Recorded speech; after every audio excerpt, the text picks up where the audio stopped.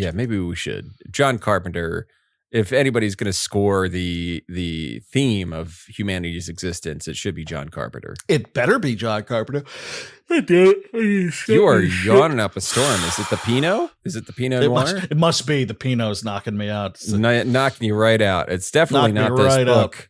No, certainly not this fucking boring ass book. You know what else is a boring ass book? What's that? Hey there, everybody. Welcome back to Pixel. My name is Kevin. With me, as always, is Phil. And on today's show, boring ass book. Boring ass book. We to quote a less prestigious channel, we read it so you don't have to. This is not one to pick up. I have been thrilled over the years to be in the Discord and to see the things people have said about reading and getting into these books, and how frequently some of them will like go, you know what, just listening to you guys talk about it, I had to go and pick a copy of it myself. No, I love that. I really the old teacher in me thrills at stuff like that, and I'm just gonna go ahead and put it out there now. You can skip this one for a lot of reasons, which we'll get into as we go. Yeah, but yeah, it's just we're gonna top load this episode and let you know. Skippable. It's very skippable. Inessential, you might say. It's inessential. It is non-essential personnel. It would not have been demanded to go back to work during COVID. Not even a little bit. The Fable Edge of the World could stay home in its Jimmy Jammies and slippers on because, you know what? Not essential. Yeah. This book was watching old reruns of British Bake Off and got really into Columbo. Yes, absolutely it did. Got really into Columbo. Worked on its Peter Falk impression. Yeah. Trots it out when it's not really appropriate. Every now and then. Yeah, exactly. Because it's kind of tough to fully realize when the right time for a Peter Falk is. Because you're sitting there and it's like, all right. And one more thing. Just one more thing. Can you tell me when the last time you saw Mr. Jameson, and then, you know, the wife gets mad because Mr. Jameson's in the casket. Right. And right. That was the whole point. Anyway, I thought I'd lighten the mood. I don't know. That's a fresh bit that you can get right now. Right now, it just happened. But that's just an example of the bits you get when you support us on Patreon. Yeah. Sure. Yeah, you know what? Yes. I mean, you're getting it for free anyway, but also you wouldn't not get it if you support us on Patreon. Patreon.com/pixelatpod. We got 3 tiers. We got $1, $5, and $10. $1 gets you access to the Patreon posts where Phil reviews books. $5 gets you access to the ad-free episodes. $10 gets your name shouted out in the episode. And to that end, I would like to thank Ruthless Mutter, Kyle Seaman, Jesus Loves You, and Friendly Friend for being a friend. Patreon.com/pixelatpod. You know what? You don't even have to pay anything. You can just follow us for free on there and get access to the goodies. Go in there, find our Discord, click on the Discord link, join up. If you're a bot, though, I'll be very upset. Do not join if you're a bot. No bots. If we find out that you are an imaginary creation of artificial intelligence, I'm sorry. We're going to say no. And if I find out that you're a band member of the band Imagine Dragons, I will be even angrier. Absolutely not. Absolutely not. Imagine Dragons, not even once. Imagine getting kicked out of the Discord. Imagine. You won't need to. Because it'll happen. You're going to feel the thunder. All right. There's something so distinctly dad about saying something like you're going to feel the thunder. My mic fell down. That was, that'd be the mic. It's the lyrics to one of their songs, too. Oh, is it? Oh, okay. I didn't see. That's how old I am. I think. I know. Feel the thunder. Okay. See, I know I don't like Imagine Dragons, but I don't listen to the radio, so... Is that what kids still do? They listen to the radio? It's not Doesn't matter. They listen to the radio. They haven't listened to the radio in a while. They would dial into 95.7, the 95.7 K Rock. The Rock, all the hits. The Rock! Servicing the greater Dayton area.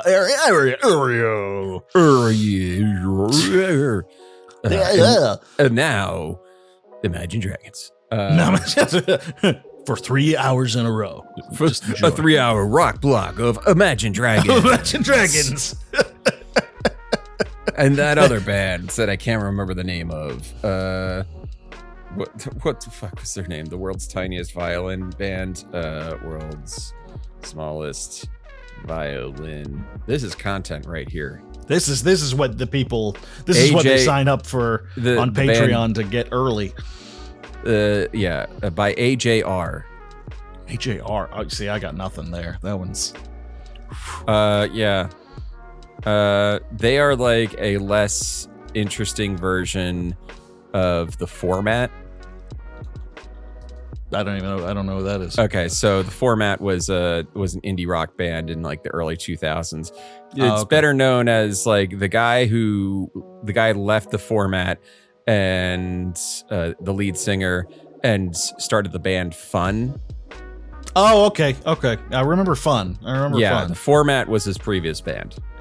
Fun turned. I remember the best criticism / just observation about them that I ever heard, just based on how accurate it was, is they said they've turned auto-tune into the new guitar solo. And I was like, holy shit, that's exactly what they've done. Now I can put my finger on why I don't listen to this band.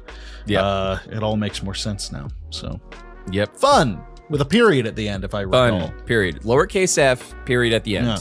Yes, that's right. From 2008 to 2014. We are deeply relevant. Because that still sounds like new music to me. And the band, the song "We Are Young." Not anymore. You're not. Not anymore, motherfucker. You are 42. You're in there with us. You are our age, and we are not young. I'll be 42 this year. Yeah. I think, so sorry, we're off on a tangent, and it's not looking like we're getting to the book. So what are you playing?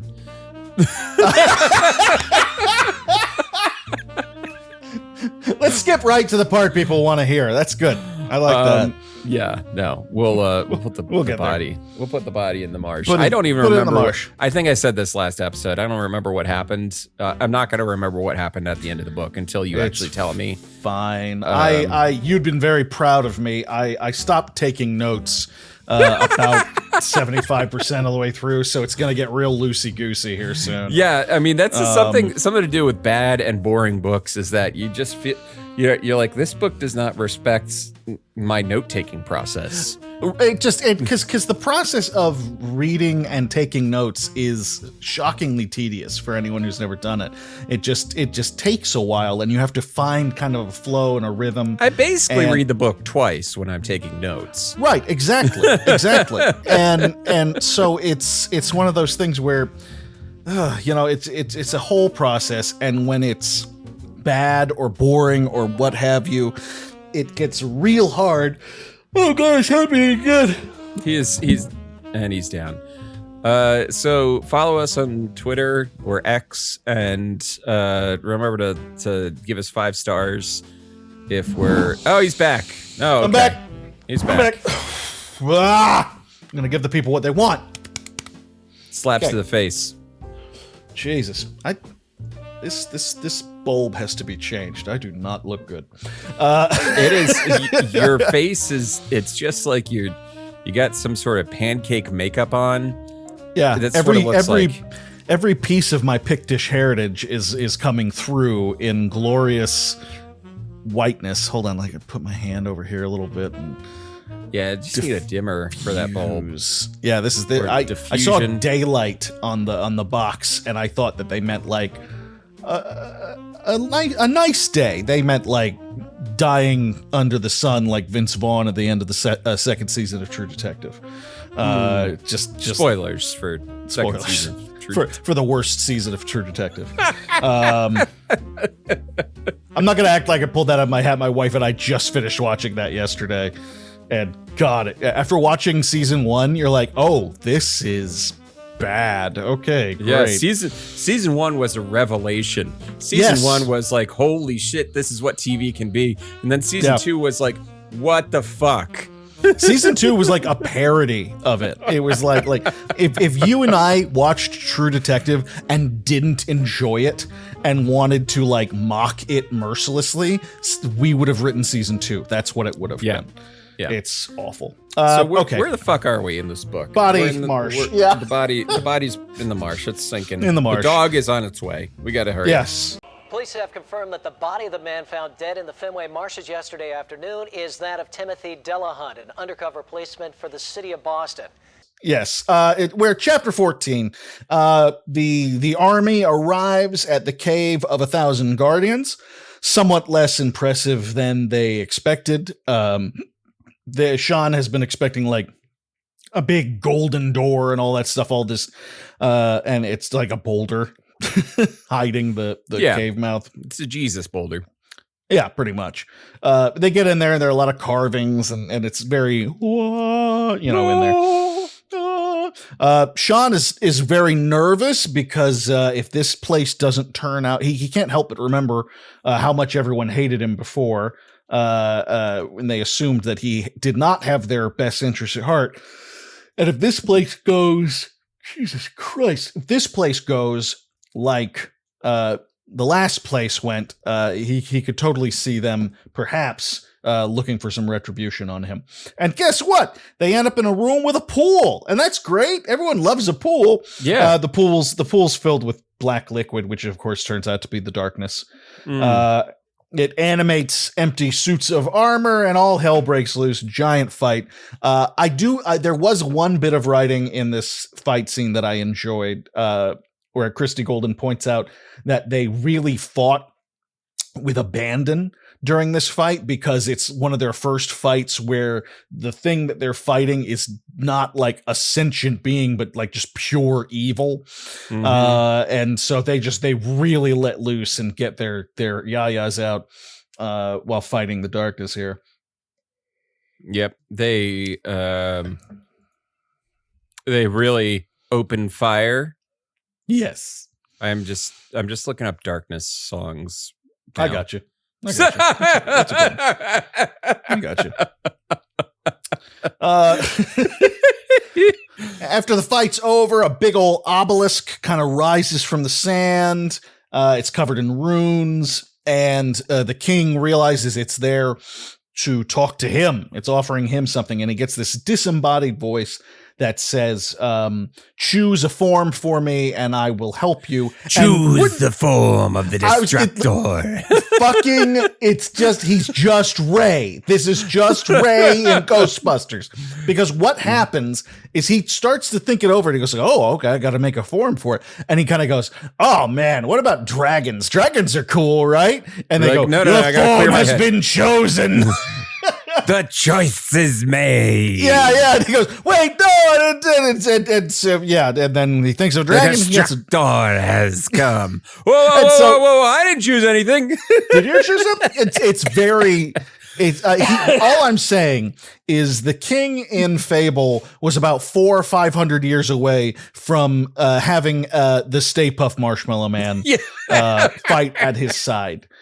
Which would have been a way more interesting book. So much more interesting. And we can't have that. You know what would have been so much more interesting? We talk about his like, what if he's just like, at that time, like, oh, I miss my dog. And it's just a giant form of his dog. It's just that like would be pretty excellent. Just a massive pupper.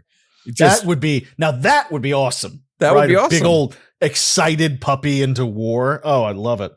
Of course, I'd be extra nervous that it was like, nothing can happen to the dog. Nothing can happen to my sweet. So I might end up losing the war because I'm just that nervous. And then you ask the dog what its name, and it says Atreyu. Yeah. Artex. So chapter 15, where it just picks back up. The dragon is made entirely out of sand. It speaks with Jasper, the servant's voice, and it clearly has the memories and thoughts and interpretations of his old mentor, because that's who he was thinking about at the time as well. The dragon is a smartass and it's kind of really back talky to the king, which I think, you know what? I think it's about time someone was. This king is busting my balls. It won't explain. He's killing me, Smalls. He's killing me. I'm Smalls. No, he is Smalls and I'm killing him. Wait. Yes, he is Smalls and he is killing me. Yes. Yes. You want a s'more? How could I have a s'more if I haven't had it? I haven't had any. Gotta watch. I haven't seen that movie in years.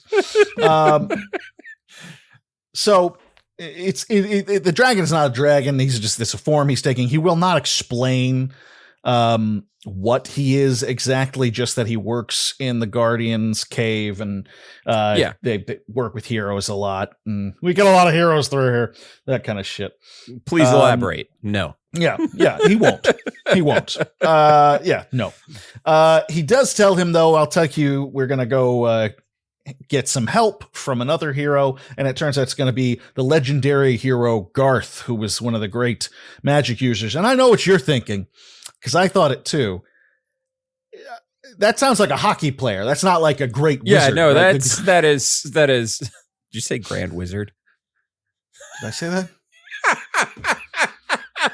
It's not like great wizards. Great wizards. You know, I mean, honestly, Garth does sound more like a grand wizard than a great wizard. Does sound more like a Garth Algar, live from Wayne's mom's basement.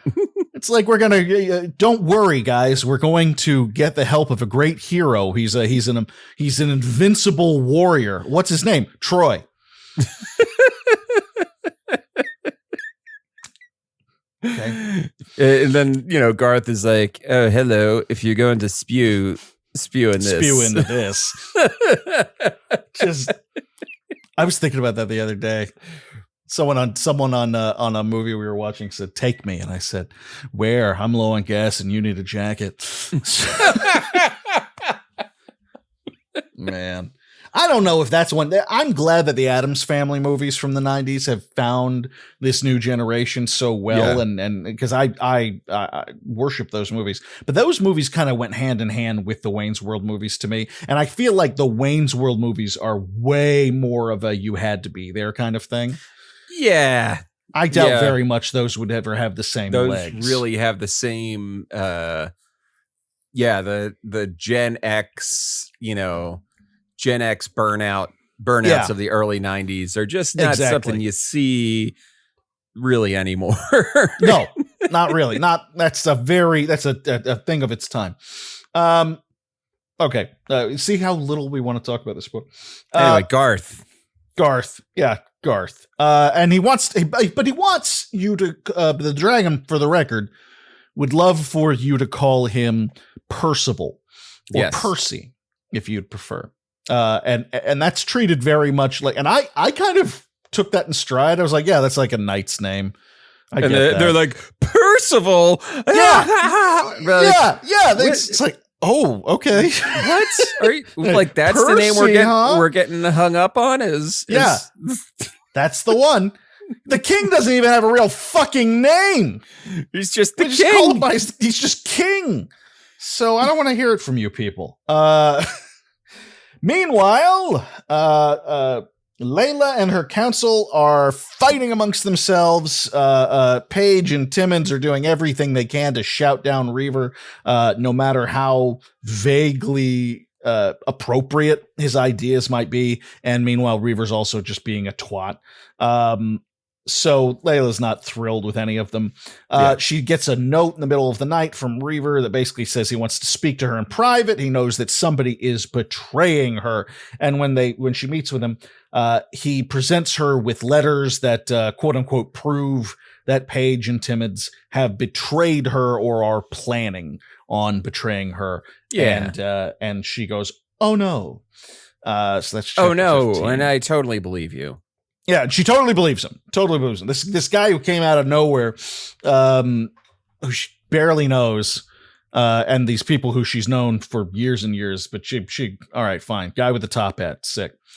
Hey, don't dance with dandies. No, absolutely not. We have just a strict remember the triple D. Don't dance with dandies. We have a strict anti-dandy dancing policy here at Pixel Lit. It's our ADDPL, the anti-dandy dancing Pixel Lit law. Put that coffee down. Coffee is for dandies. Oh, coffee's for dandies only, pal. Chapter 16. Timmons is assisting a group of villagers out. Basically, they're creating this cache of weapons and food and whatever in case shit goes sideways. Basically, he wants to make sure that the common man is armed. He's a big Second Amendment dude. Yeah, and, he's this big Second Amendment. If Timmons was a YouTube, he would be doing ads on his YouTube channel for like the For Patriot, like the emergency food rations kit. Have you ever seen ads for these things? Like, it's like you can this guy, and these ads are all the same. Where like these strange right wing ads where they talk about like oh, and it comes in this basket, and it comes in a container, and it's high quality, very quality made, and it comes in this pouch that is high quality as well. And when the world fucking ends, you're gonna love this shit. This is 3 months worth of supplies. It's however many thousands of calories for 3 months, and you can hide it. It's easily stackable. And they're like, it's almost like the Christy Golden method of describing everything on a fucking table is what these ads are. It's just talking about at length what the thing is that they're showing me. It's like show and tell. Yeah. We're gonna show you, but we're also gonna give you 1,500 words about it. And yeah, it's pretty bad. So he's helping him out. Reaver comes in to arrest him under command of the Queen, basically using the secret cache. This is him, like, he's basically accusing him, like, you're putting this stuff away to overthrow her later, and that kind of thing. Paige also gets arrested. She's brought to the jail where they're keeping Timmons, which is always brilliant. Very smart of them. They're confused. They have not betrayed the Queen, and they start to realize that they're set up. Queen Layla confronts them in the jail with the letters. Paige points out that these are forgeries, and posits her theory on how this all happened, and Layla just gets more frustrated with her. She's like, shut up. Yeah, it's very much a like when you were a kid and you got in trouble and you tried to explain why you did the thing you did, and your parents went, I don't want any excuses. And it's just like, that's not, I was explaining, actually. There's a narrative here, man, that you deserve to hear. You might not be privy to. You might not be privy to all the information here. Man. In the parlance of our times. Yeah, it's very frustrating. Layla is a child about the whole thing. Yeah. But they're all children. They all kind of suck. That's the thing. They all suck. Yeah. Reaver at least is pretty straightforward about being a dick, but he's a real dick. So it's tough. Layla gets angry and she starts to leave, but before she can, Paige knocks her out. And then she and Timmons free themselves, basically. Chapter 17. We get a shot of the king riding on the back of a dragon, and he says, I've seen a lot of things. I've been married, I've fallen in love, and I've conquered whatever, and this is the best moment of my life. And actually, that's if everyone were like, when I first saw my wife, or when my baby was born, or something. Yeah. But if you've ridden on the back of a dragon, fucking dragon, you're allowed to say that that's the one. I get it. I'm not mad about that. Yeah, it's fine. That's fine.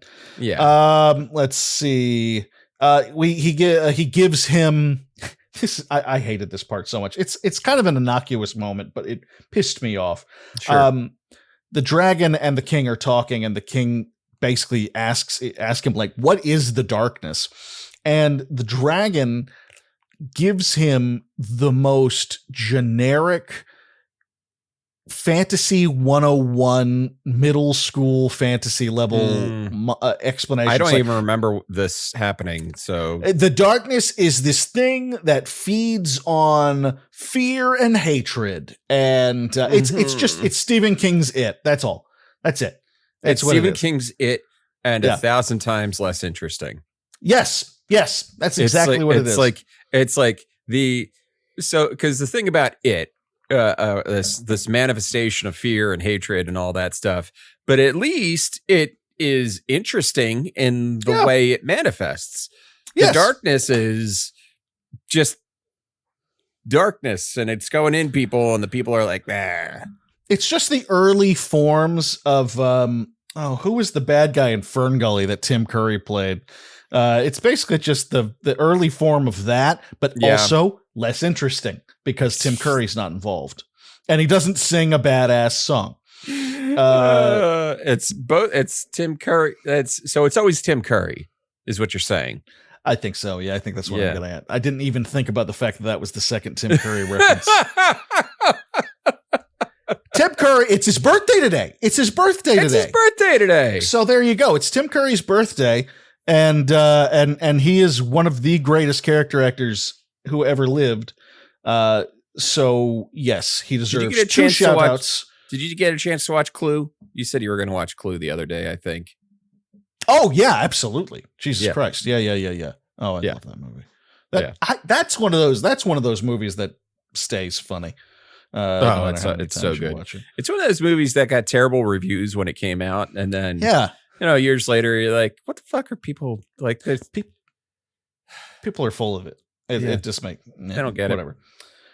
So the king and the dragon are riding above Samarkand, and they're basically mapping out strategic positions for the fight ahead, and on the way to this village where Garth is supposed to be. And they stop there, and basically they find that he's this warrior monk who is training all of these people in the use of will. You know, the belief was that only heroes can use will, but he's pulling a full fucking Yoda and being like, everyone deserves to learn will. Will for the people. And so he gets in there. Will they, won't they? Oh. Well, this has been a great podcast while it lasted, ladies and gentlemen, hasn't it? It's great. It's good. It's good. He says he's going to have to do, he doesn't know if he's going how much involvement he wants in all of this. So he's going to have a sit down and with our hero, the king, and have some dinner. And they do. And he says he's going to instruct him in powerful magic. He's too old to begin the training. Yeah, he does point that out. He says this normally would take a lot longer, but we can give you the slapdash, while they training were eating, montage version. This is over dinner while they're eating food, in the food and the table, and everything gets very well described. That's right. Yeah, we get lots of descriptions, and Kevin pointed this out. There's like all of these descriptions of like the tablecloth and all that shit, and it put me in the mind of, because my wife and I are reading The Lion, the Witch, and the Wardrobe to our son right now. And C.S. Lewis, there's this big thing that's happening with a lot of writing nowadays called like cozy fantasy or cozy horror even. And it's exactly what it sounds like. They just try to make it has all of the same trappings as its genre, but it's cozier. There's this kind of like warm, no one's in the impression I get, because I'm not going to act like I've read a lot of this, but it's just like no one's ever really in any real danger or anything like that. It's cozy. It's just hobbits as far as the eye can see. It's just hobbits, and they're talking about second breakfast. Pretty much. And the thing that I've noticed about C.S. Lewis, I've never read these books before, and now I'm reading them out loud. And the thing I've noticed is that is C.S. Lewis's bailiwick, man.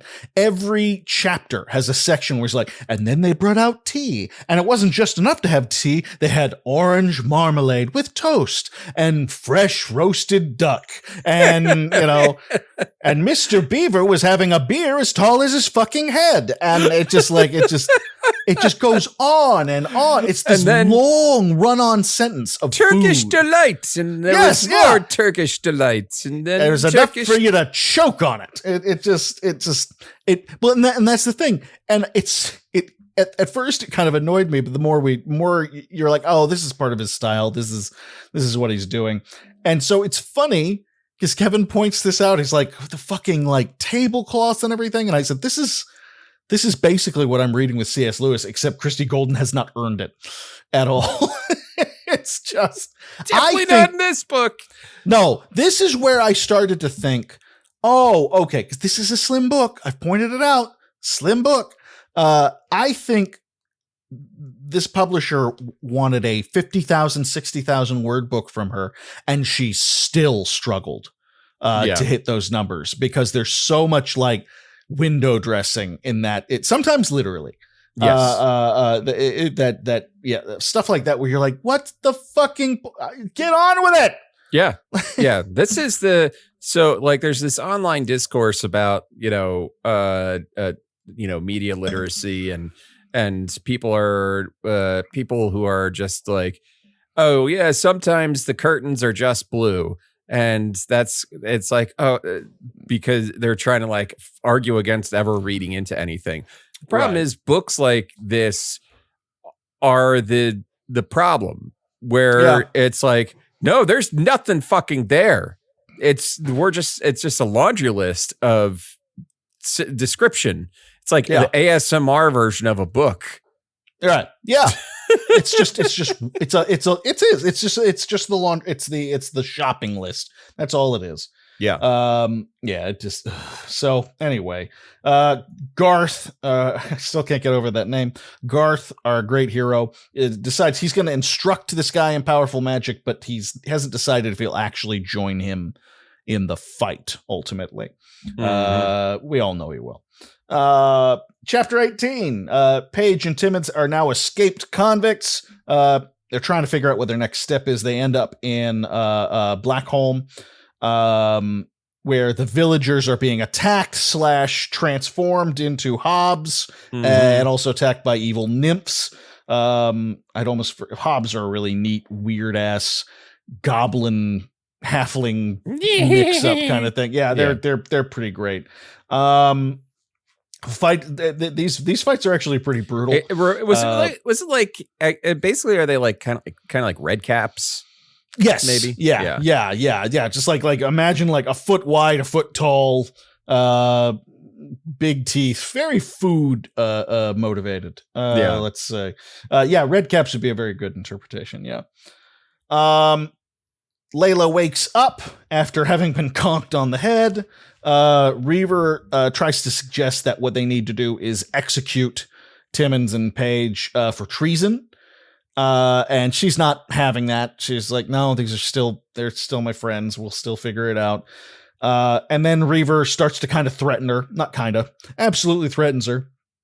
Tells her he is the one ruling the, look at me, I am the captain now. Yep. We get that moment. And threatens her with a gun and demands that she takes him to the hero's sanctuary. And that's chapter 18. Chapter 19, Jasper, who we haven't seen in a minute. He's sitting in the sanctuary contemplating peach cobbler, his favorite dessert of all time. We get 2 paragraphs of peach cobbler, which honestly, didn't mind that. Found that actually kind of charming. See, that I found charming. Like after we know this guy's in grave danger. We just found that out. So many of these chapters end, and I'm not one of those people that's like, you have to end every chapter with a cliffhanger. That's bullshit. But so many chapters end and then just pick right back up where they left off. There's no poetry to it. There's no rhythm to it. Yeah. It's just like, it's been 10 pages. It's time for a new chapter. And I hate that. This actually works. It's just like, oh, take me to the heroes. You can see it. It's very cinematic. To Jasper, and he's doing his best, like Tim Heidecker talking about pies. Yes. Like, oh, let me talk. It's summer time for that blueberry pie. That's exactly it. I love it. It's just get that fall. You got pumpkin. You got to get that fresh pumpkin. I love it. I actually found that very charming. I thought that was great. That is my favorite Tim Heidecker bit, by the way. And it's not even, it was just backstage. It wasn't even the skit. It was such a, we've talked about this before, but I think it's just like, it's such a fascinating like look into, it's like, oh, that's how these people came up with these sketches. Like this is just how that shit works. They just start riffing. I love it. So he gets a message from the queen, like basically kind of telling him, I'm coming, I'm on the way. And he's like, what is she? She can just go. And he starts to pick up what she's putting down, which is things are not great. So he grabs some artifacts and some of his shit, and he gets the hell out of Dodge because he would be in danger if he stayed. Yeah. Reaver really quickly realizes that the only real that a hero basically is all you need to be able to use the seal. So he grabs technically a hero. Yeah, and he's a hero. And so they teleport into the sanctuary, despite Layla trying to delay him, basically. Reaver says that she basically is going to have to prove her loyalty, essentially. So you're going to have to pick one of the servants around here for me to kill.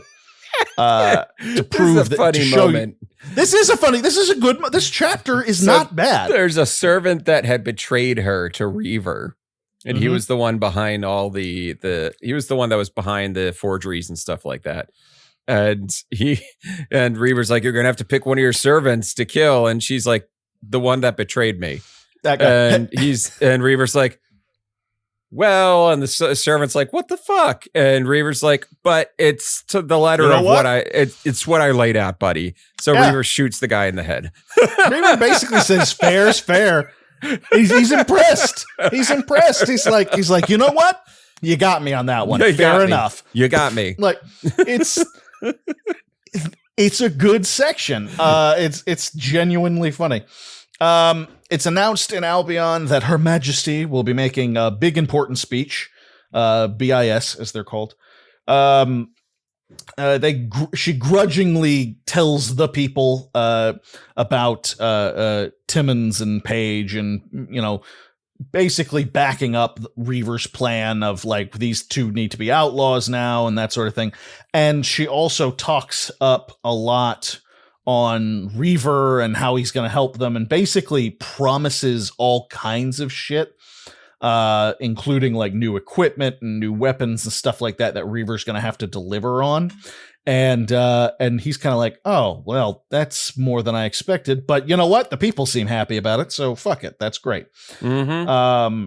So she he basically escorts her back to her place, and she says, I'm going to let the dog out, and he's kind of suspicious, and she goes, well, you got to let the dog out, man. That's how dogs work. Correct. Mm-hmm. So he lets the dog out, and predictably has attached a note to Rex, who runs away. And probably my favorite chapter in the whole book. Cause just they did a good job. I meant what I said last time we talked about it, was like, I think that the back home business is the most interesting stuff. It is by far the most interesting part of it. Yeah. And even then it's not that great, but that was just some good writing in there. Yeah. All right, chapter 20, we get your standard issue training montage with the king, learning how to meditate, how to be quiet and concentrate his thoughts and quiet your mind. The flow of energy. Yeah. They teach him how to fight with rakes and shovels and shit. It's very karate, like all the weapons are reappropriated tools and stuff. Right. So he and of course we get the moment where he's terrible at meditating, all that stuff, and finally he manages to focus in the right way. And he goes, I did it, and of course fucks everything up. That whole 1987 montage we love so much. It's all there. It's all there. It's all there. The whole thing allows him to be able to reach greater pinnacles with his will and his magic power, I guess. I don't know how long this took. I'm thinking a few hours. it's not implied that It's you know. yeah. It's He a day. levels up. It's a nice afternoon. It's a nice afternoon. He levels Yeah. up, and he was He already levels up, probably he at a pretty unlocks high some new level. abilities. You know, Right. He unlocks some new abilities. So they start making plans for the battle ahead. It becomes clear that Garth will be joining them. Yep. Cut 2. Paige and Timmons have come to a town, and it's at first they think it's basically abandoned, but then they find a pie shop. We get a lot of love of pie. Miss Golden was hungry when she wrote these chapters. We get cobbler one chapter and pie the next. You got the palm. that pumpkin. You gotta get that apple pie. You got that crisp on that. Yeah, so they're apparently it's the best pie shop ever. But while they're there, they start hearing about the rumors. They hear everyone talking about them without realizing they're talking about them. Right. And everything's interrupted by a fight with some Balverines outside. The fight, it lasts like half a page. It's over. And then Rex approaches them and shows them the letter that the queen gave him, which basically says, sorry, screwed up. I miss you guys. Can we get coffee and make up and maybe hook up again? In not so many words, but that's the implication. Yeah. And so they're basically happy to know that they're at least not going to be executed if she finds them first. Right. At this point, I looked at the page count, and we've got 20 pages left. Yep. 25. Mm-hmm. And I thought, what? Yep. And then I remembered, as you pointed out in the first episode, this is considered a prequel. I went, okay. And then I started to get a cold feeling in my gutty what's, and I realized where we were going with this. Yes. So I stopped taking notes at that point because I just didn't care. You just wanted anymore. to read. Yeah. Yeah. I just want to get through it. So this is going to be abbreviated. And Kevin, feel free to interrupt and throw in anything you think is necessary. Basically, the battle begins. They're fighting the Empress's people.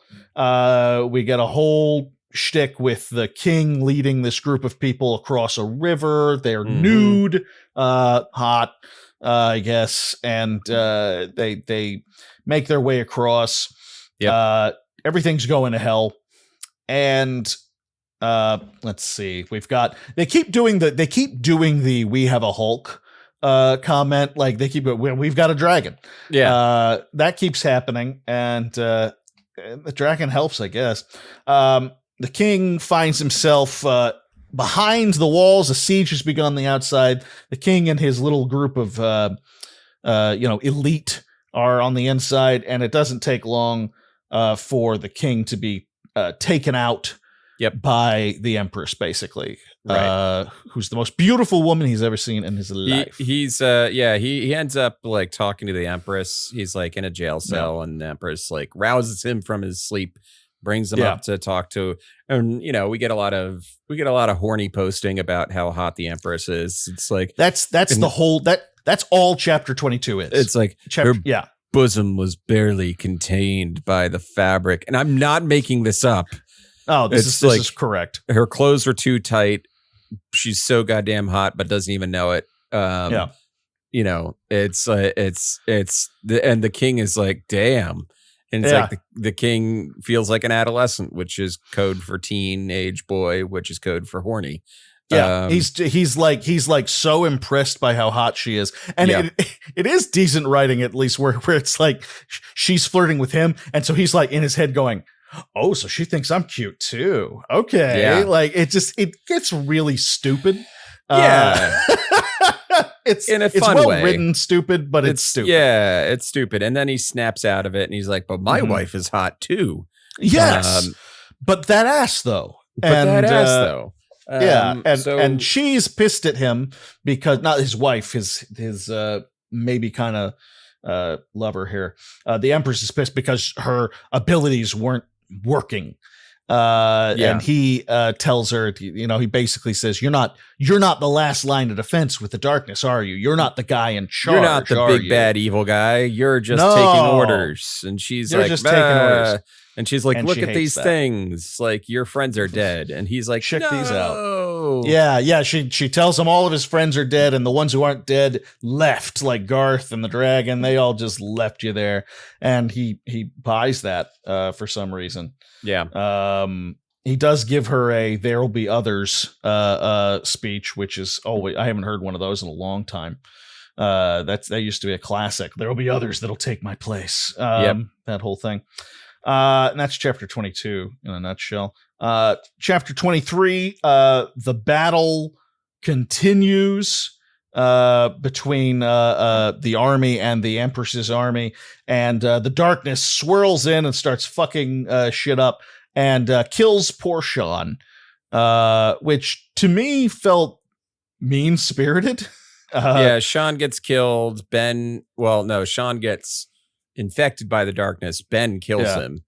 And it's just like so what's funny is like the Empress is like, oh, your friends left you. And he's like, no, that can't be true. And the reader's like, no, that can't be true. And it's like, oh no, it actually happens exactly the way the Queen says it happened. It just like, they were more heroic about it as they fled. Yeah, exactly. It wasn't like, let's get the fuck out of here. Sean, like it was, Sean gets killed. Percival saves Ben. Ben drops his rifle as Percival is flying off, and and the dropped rifle and the body of Sean and everything are used as evidence that your friends have betrayed you. He goes for it. Ben is furious. He wants to go right back in and save the king, and his, everyone in the team reminds him, like, look, like, if we do that, we're going to die. We're all going to die, and then Albion is fucked. Right. And so we have to. He would not want us to just come running in and, guns ablazing, that sort of thing. Yeah. And we get the final moments in this chapter are the king. Basically, it's gone forward in time, I suppose. He has not seen, anybody in forever. He's in his cell. And let's see. Yeah, he's just dreaming of the fact that one day there will be others, and another hero will come and take his place. And it ends with there were still heroes in Albion. Kind of a bummer. And then it has a little thing about Gabriel dreaming of epilogue. heroes. Yeah, this Gabriel character. It's basically the end of one of the new Star. Which one was it? With the little kids are playing outside. Was the second one? Yeah. It's the end basically of the same episode idea. 8. Yeah. And it's these kids playing, and it's this guy Gabriel dreaming about being a hero, right? And that's it. The end. So basically, if you're looking for any closure on the story that is told in the book, you're getting 0, because None. the game that this is the prequel to does not finish this story. Nothing. It is. I just looked it up. It's set 40 years later. That's and right. You're in control of this character, Gabriel. So this seems like a big setup for a story involving your, like, the character that, like, the king and his queen and all that. Right. Nope, not at all. Nope. And they never appear in Fable: The Journey. And even if they did, no one played that game because no one bought Connects, and it wasn't a good game to begin with. Like, it's so. This to call this a prequel to Fable: The Journey is completely incorrect. It is a sequel to Fable 3. And it's like, hey, everything falls apart. Mm-hmm. Every character makes a dumb decision. Yeah. And nothing about it would be one thing, kind of with like Halo Infinite. We were, reading. We've read a book that took place between Halo Infinite and the previous one, and Sure. in that little empty space. And you can find out what happened to those characters in the game through little Easter eggs you can pick up and stuff. None of that exists in Fable: The Journey. It's not even that. This is the most pointless book. It is pointless on so many different levels. It is boring. It barely ties into the book, the game it's supposed to tie into. It doesn't really. It ties more into Fable 3 than it does into Fable: The Journey. I will say Christy Golden did a decent enough job interpreting the source material. Like, it felt like Fable. Yeah. It had a lot of Fable. Fable's shocking because Fable, 1 minute Fable is silly and juvenile and dirty jokes, hardy har har, and then the next moment people are dying horribly, and I mean horribly. It can be real whiplash emotionally with that game. And there's some of that there. When she allowed them to fight, there were some decent fight scenes, but there was a lot of tell and not show. I think probably because she had a page count she had to stick to. Right. It's not fun to read. It's not fun. It doesn't offer any new insights into anything. Right. We don't even get like Layla's goddamn conclusion. Like that whole storyline ends with her being like, I fucked up. And the that's end. it. The end.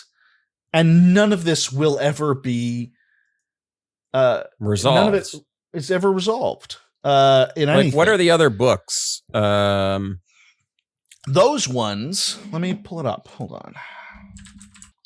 Okay. The Balverine Order takes place after. It takes place between Fable 2 and Fable 3. Okay. And that one is just an independent story. It's set in that world, right? So they're not trying to tie it in with any of the other shit, which is fine. Okay. Let's see. I gotta find it. But yeah, these ones, they're both by, I think, Peter Brooks is the name of the author, but Peter David. Sorry. Okay. And these ones are not based on. I know that these ones are not based on, the world, except in the sense that it's, set in that place. It's not, right. You're not trying to you're not following the king around, because the whole point of those games is that's you get to, it is meant to be played as a pure power fantasy, right? Where you're just you're the one making the decision. That was the whole point, for better or for worse, whether or not Peter Molyneux pulled it off. That was always the point. So taking that character and making them a third person kind of situation is jarring and silly, and nothing about this book worked. It had some charming moments. I don't understand the purpose of this book on any level. No, it just seems like a weird. Every possible choice for this book is just really friggin' weird, and I don't understand its existence. I mean, we're talking about it 12 years after the fact, and maybe there was more plans.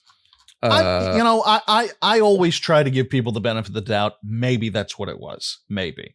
Yeah. Blood Ties, Fable Blood Ties. That was the other. There's also other ones. There's a book about Reaver. There's that's fun. I didn't know that. Yeah. Balverine Order, Blood Ties, Edge of the World, Blood of Heroes, Teresa, Jack of Blades, and Reaver. Most of them are by Peter David. All right, so we're gonna have to read one of Peter David's ones. Yeah.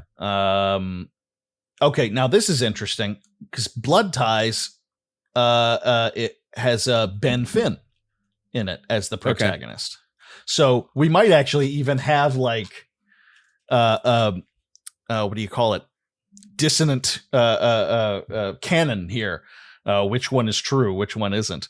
Who knows? But if he's written multiple books in this universe, I have to feel like it was more of a passion project for that kind of shit. Yeah. I know that might be naive because we work with a lot of for hire writers here. Right. But gosh, this book just felt completely I phoned in doesn't even do it justice. I'm just very disappointed in this book. This was not good.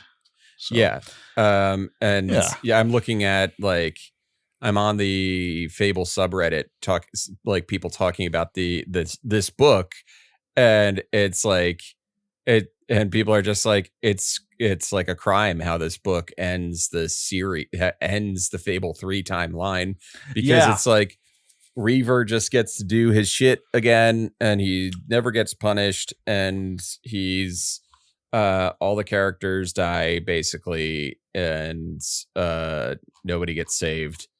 And what the top comment is, Edge of the World basically represents everything Fable started doing wrong as a franchise.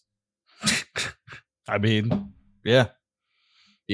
Just terrible. Absolutely terrible. And I'm glad it's not just and us. it's more of the fact that we will never have a proper ending for Hero of Brightwall, Garth, Reaver, etc.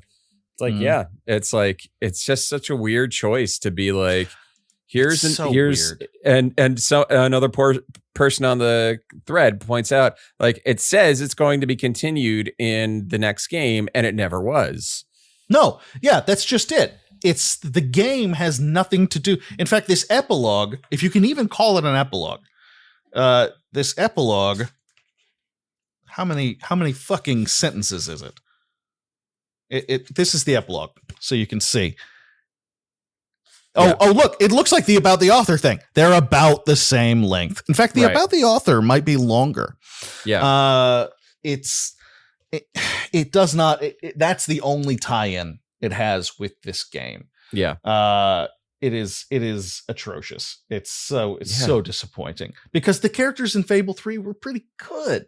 Yeah, and it talks so much about them, and God, what the fuck is this book? It's so disappointing. It's frustrating. It's on multiple levels, and I don't want to pile on too long on the book. We've said our things, but just the fact that it's boring is one thing, but the fact that it's an official published book about these characters, and it's not even okay, somebody wrote a fan fiction and it's it's not good, but whatever, it's just a fan fiction, it's up there. People can write what they want to write, but this is an official, the Fable people are yes, this is what we want to say about the ending of Fable at post. This is the postscript. This is to canon. Fable.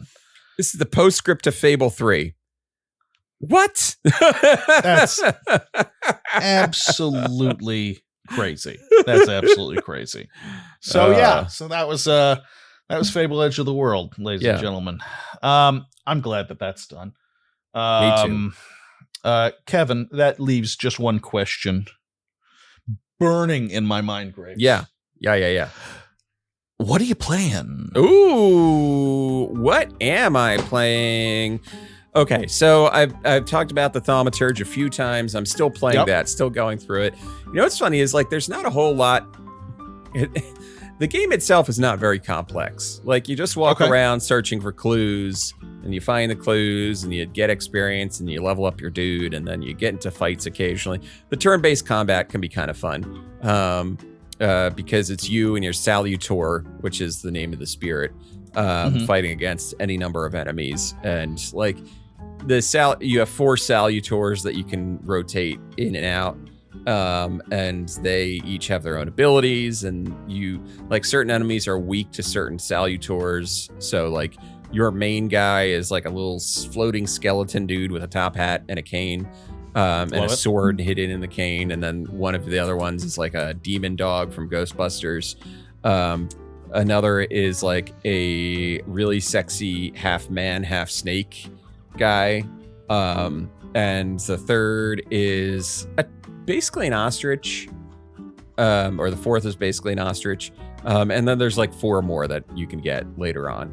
in the game. But like each enemy is weak to certain ones, and you have to like attack them with a certain salutor to break their defense first, and then you can go in on them. Otherwise, yeah, I'm having fun with Thaumaturge. Not a whole lot more to say about it until I beat it. Otherwise, I started playing Shadows of Doubt again. Okay. Because it's been about a year since I fired it up, and I figured why not? It's been getting updates in the past year or so. I'm gonna, and it's just the silliest game.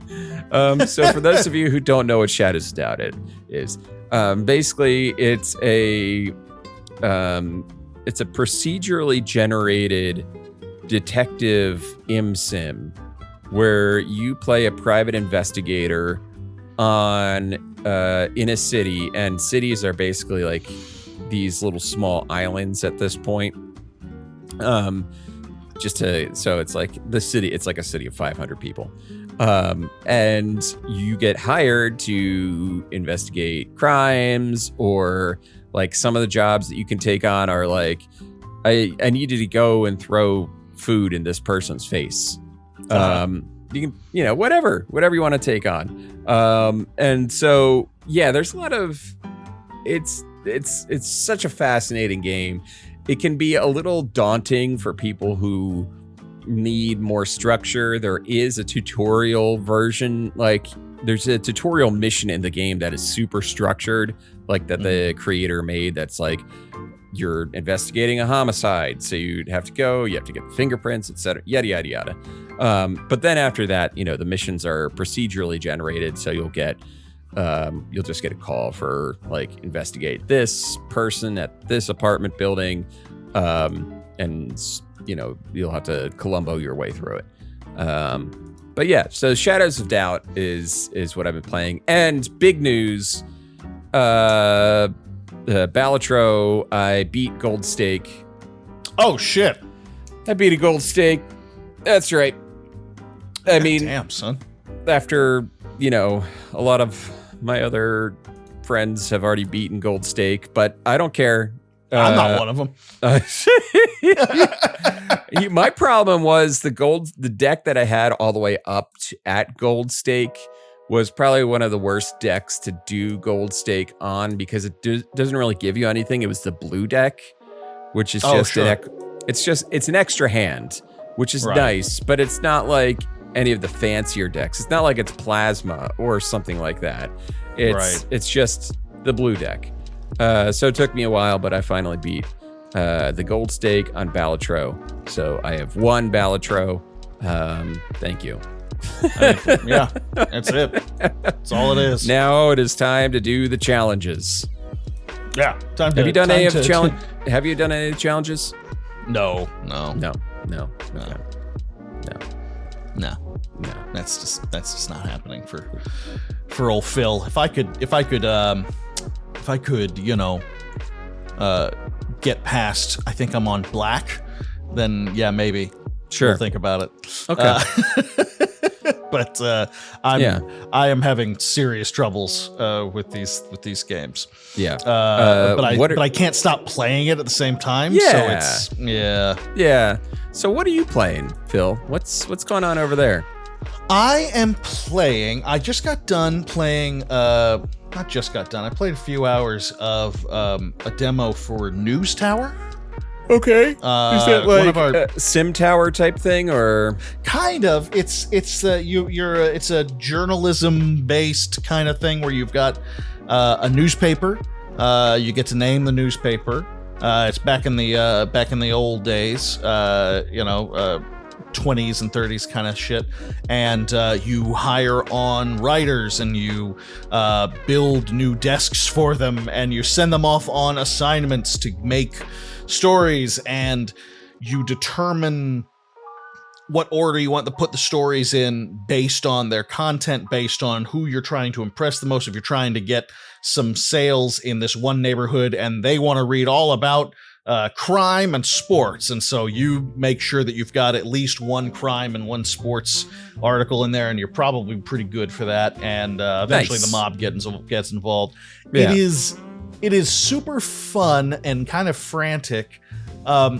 It gets to a point with the sim aspect of it that annoys me, though, where it's just like, I think it's because I've worked as a journalist and I like that world and everything. Sure. And it's super fun to like go, okay, all right, I'm going to send, there's a scandal. I can send my writer out to go cover this political scandal, or I can send him out to cover this economic whatever. And, the place we're trying to impress, we're trying to get more sales in, really goes for economic stories. So I'm going to send it. I like that stuff. That's fun. It gets to a point, though, where it's just like, well, I'm going to have to buy a whole new floor to install more toilets. Because we need, it's like that's a level of modular that I'm like, okay. Like, so I've enjoyed the demo. I've played several hours in it, but I don't know if that's going to translate into me actually throwing down. But it's not expensive. And if anybody's listening and they enjoy that sort of thing, I'd at least play the demo. It's interesting. It's got a lot of charm to it. The team that's working on it has just done so much fun shit with it. It's got a very cool feeling. And, my newspaper, the Daily Butt, did pretty well, I think, for a little while. And I got to see the Daily Butt up there in lights, and that was a good feeling. But Daily Butt. The game I've been playing every time I would try like playing a new game of it, I want to name it something else, and I'd always come back to the Daily Butt.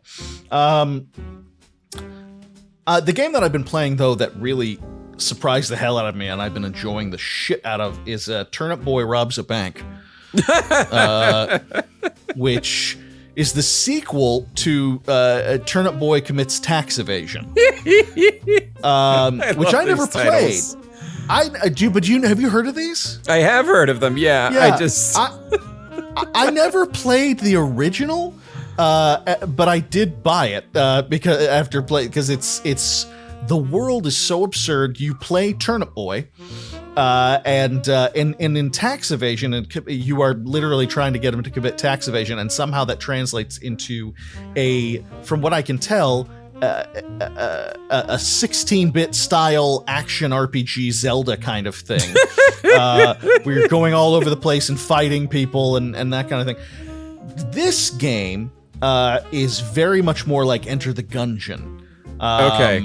It's very cool, and you play Turnip Boy, and it's the sequel to this game, and I'm not going to get into it because the ending of the first game, some really dramatic shit happens. Sure. And you're living in the aftermath of that, and you're basically living in a late-stage capitalism hellhole. Who would have thunk it? And so you and your friends are going to rob this bank. Yeah. The problem is the bank is about the size of a small city. And so you have to, so there's a roguelike element to it where you go in, you have to literally shake people down for money. You can pick them up, shake them, and collect their cash. That's amazing. It's really cute because the art style is very cartoony. Everybody is a food product of some kind. But it has a serious level of darkness to it and a political axe to grind, which I love when people slide that shit in there. Yeah. Fuck, the curtains are actually blue, are just blue. I know, and that is not what this game is. Yep. And so you slowly build up your strength, you slowly build up your arsenal, and take out bosses, and it's very fast paced, and it feels good to play in the same way that Enter the Gungeon felt. Very fast paced and just feels good. And when a run finishes, whether it went in because you only have a limited amount of time every time you go in. Right. And you can extend your timer and stuff like that over time, but regardless, you have a limited amount of time to be in there. So you have to leave at a certain point or you die. And And whether the run goes the way you wanted it to or not, it's so easy just to fly right back into it. The guns are really weird. There are melee weapons and guns. I'm a sucker for the melee weapons. You can get, and they're all very punny and cute. There's a katana blade, which is very fast, called the Blade of Grass, and it's a big green blade of grass katana. And it's cute, but it also has a very sarcastic, kind of caustic side to it, which I'm really enjoying unwrapping. The bad guys that you're up against a lot of different kind of bad guys, but the cops are called the Fuzz, and you find out that they're all peaches. All the cops are peaches, and come on, like the fuck am I supposed to? I've bought them. I bought the 2-pack of the games. I think they're both on sale right now. They are, yeah. So it's just like fuck it. I'm getting. It feels good to play, and it's like, because that's the thing, a weird ass theme or sense of humor will get me to play a game a lot longer than maybe I would have normally. Yeah. This game feels good to play. The gameplay mechanics of it are smooth. It's solidly designed. It's not trying to get by just on its warped sense of humor, which is also good. I didn't know what to expect, to be honest, and I started playing it, and I freaking love it. It's really fun. I'm really enjoying myself. I think you're gonna like it too. That's awesome. Awesome. That's me. Fantastic. All right. Well, that'll do it for tonight's episode. If you can, give us a 5-star review on Apple and Spotify and wherever you go for your podcasts. Otherwise, follow us on Twitter, Instagram, Facebook, LinkedIn, our Lowe's. We have a Lowe's page on the Lowe's website for not Home Depot, because those are Trumpers. No, not Home Depot. You're gonna go to Lowe's. You're gonna go to garden tools, and then there will be pictures of us. There will be pictures of us. Just look, you'll find it. You know. Anyway, yes. Good night. Good night. Good night. Bye. Oh, I'm so glad that book's over.